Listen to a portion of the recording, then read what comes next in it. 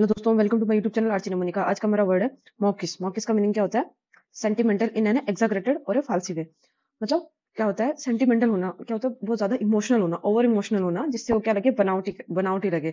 यानी उसको और ज्यादा बढ़ा दिया किसी सिचुएशन को। होता है कभी कभी क्या होता है, हम लोग ज्यादा ओवर इमोशनल हो जाते हैं किसी चीज को लेके, जिससे क्या होता है वो बनावटी लगने लगता है। यानी हम लोग उसको बहुत ज्यादा खींच देते हैं हम किसी चीज को। मतलब कुछ तो बुरा लग गया किसी बात पे तो रोए जा रहे हैं, रोए जा रहे हैं, रोए जा रहे हैं, तो इतना एग्जैगरेट कर देते हैं हम लोग। एग्जैगरेटेड का मतलब क्या होता है? एग्जैगरेट करना मतलब किसी चीज को बढ़ा देना और किसी चीज को बहुत ज्यादा ही खींच देना।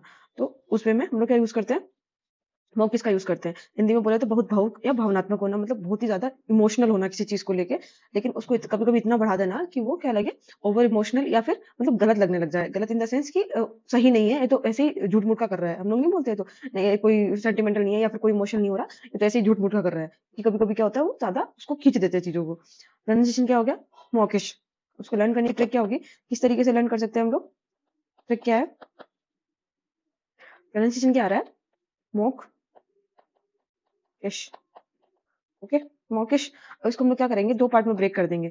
मॉक और इश। ठीक है।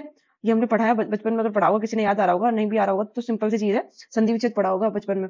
तो वहां पे क्या होता है, हम लोग दो चीजों को मिला के क्या बनाते हैं, एक चीज बनाते हैं जो मॉक प्लस इश मतलब मॉकिश। ठीक है, तो उसी से हमने ब्रेक कर दिया है तो मॉक से हम लोग क्या बना सकते हैं? मॉक से आप लोग जो बच्चे प्रिपरेशन कर रहे हैं वो तो वेल नोन होंगे, रोज ही सुनते होंगे ये वर्ड, मॉक टेस्ट। ठीक है। मॉक टेस्ट मतलब एग्जाम से पहले हम लोग घर पे बैठ के जो देते हैं, या हमारी प्रिपरेशन को और इंक्रीज करने के लिए, या फिर एग्जाम का पैटर्न जानने के लिए हम लोग जो प्रिपरेशन कर रहे हैं बच्चे, जो कंपटीशन की तैयारी कर रहे हैं, वो लोग इससे फेमिलियर है। वो लोग इसकी प्रैक्टिस करते रहते हैं। प्रैक्टिस मान सकते हैं कि प्रैक्टिस के लिए हम लोग मॉक टेस्ट देते हैं। ठीक है। ईश से क्या हो जाएगा? ईशा।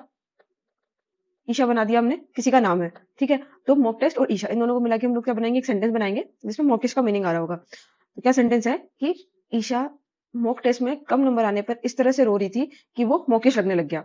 यानी वो ओवर इमोशनल हो गई मॉक टेस्ट में ही। तो उसने क्या कर दिया कि भाई मेरे तो एग्जाम में मैं फेल हो गई, इस तरीके से वो रो रही थी। तो वो क्या लगा, मॉकिश लगने लग गया। वो ओवर इमोशनल हो गई, फाल्स लगने लग गया कि ये तो नाटक कर रही है। बोलते हैं हम लोग ऐसे, ये तो नाटक कर रही है, कोई नहीं रो रही है, कोई इसको रोना नहीं आ रहा। इस तरीके से हम लोग, बहुत सारे लोग ये वर्ड यूज करते हैं।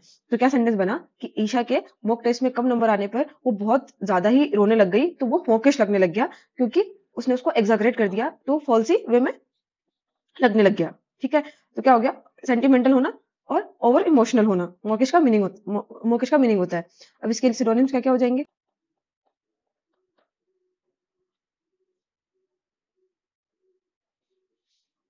एक तो क्या हो गया, सेंटिमेंटल। सेंटिमेंटल होना। ठीक है। और क्या हो सकता है? एक ओवर इमोशनल होना।